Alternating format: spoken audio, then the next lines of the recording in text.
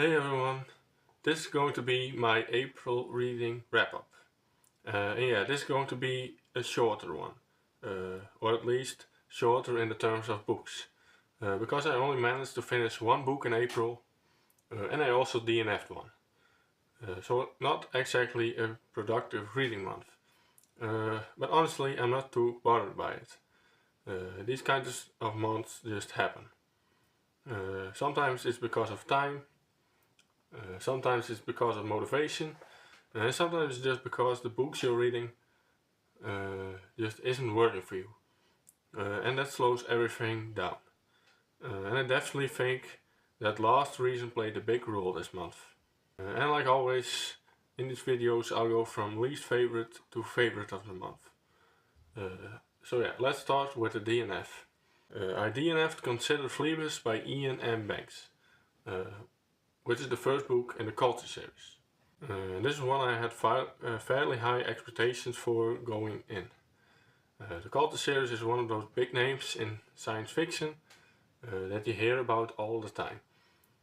People praise the world building, the scale, the ideas. It's supposed to be one of those landmark space opera series. And to be fair, I can absolutely see the appeal. The world building is probably the strongest part of the book.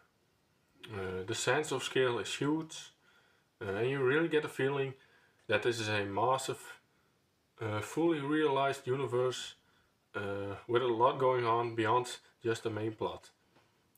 And there are interesting concepts here, especially around the culture itself and how it contrasts with other civilizations.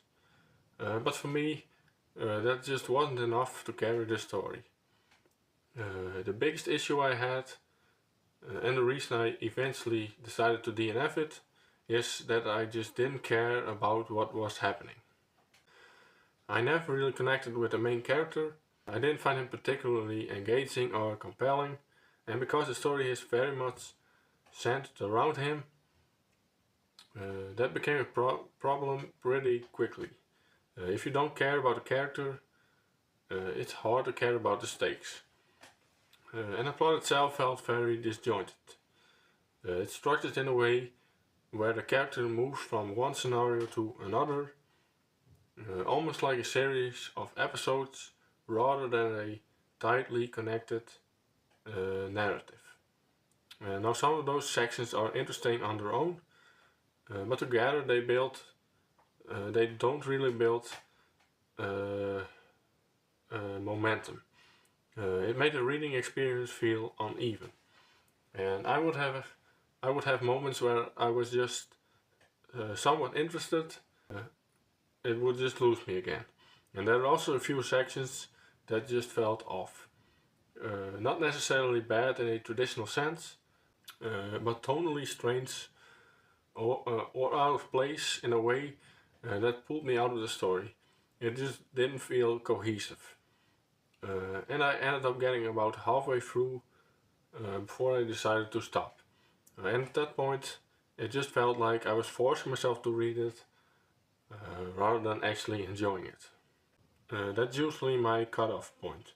If it starts to feel like a chore, I'd rather just move on and spend the time on something I actually want to read. Now that said, I'm not completely writing off the Culture series.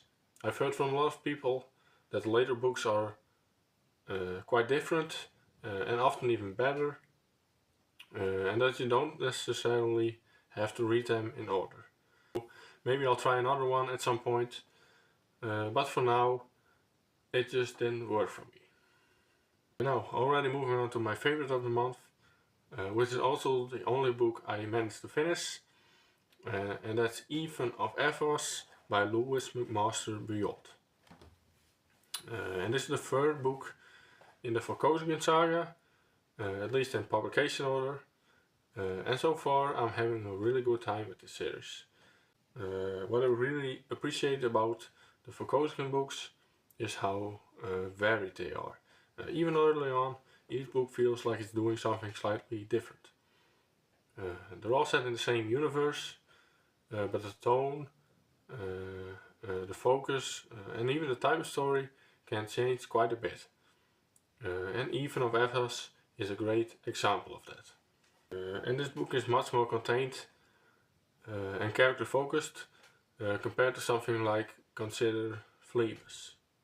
It follows Dr. Ethan, who comes from Ethos, which is a planet that is entirely populated by men. And he has to leave that environment and travel into the wider galaxy on a mission. That premise alone creates a lot of interesting situations.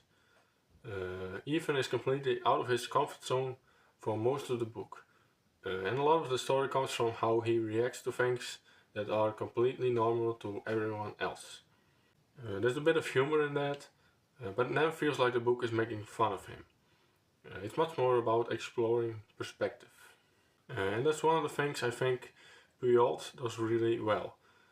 She uses character perspective to explore ideas in a very natural way. And there are definitely themes here around society, gender and cultural norms, but they're not presented in a heavy or preachy way.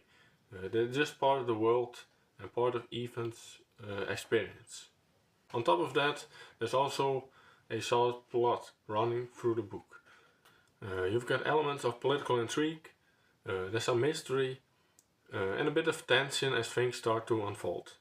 It's not overly complex, but it's engaging enough to keep you turning the pages.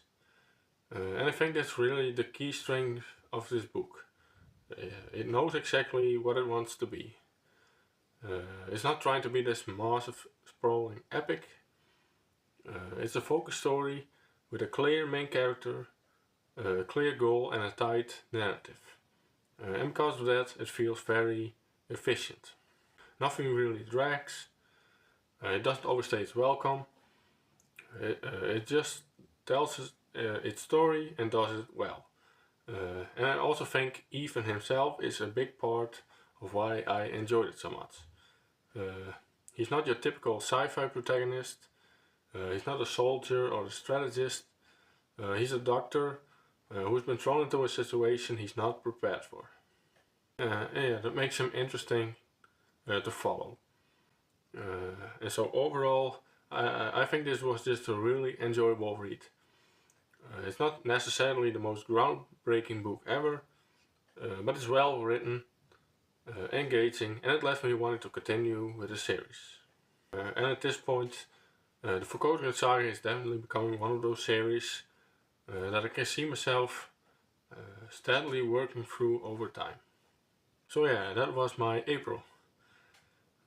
Not a big month in terms of numbers, but honestly I still call it a decent reading month. I tried something that didn't work, and I found something that really did.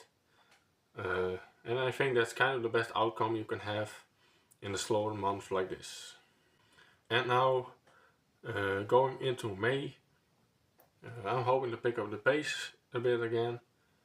I've already got a few things lined up, and of course including continuing the Three Musketeers, which I've been reading as part of a group read. And that one has been a bit of a mixed experience so far, but I'm curious to see how it develops in the final part of the book. But we'll see how that goes. Now, feel free to let me know what you read in April. Did you have a good reading month, or was it more like mine? And if you read either Consider Phlebas or Ethan of Ethos, I will be really interested to hear your thoughts, especially if you think I should give the Culture series another shot. Anyway, that's all for this video. If you made this far, thanks for watching, and I hope to see you again in the next video.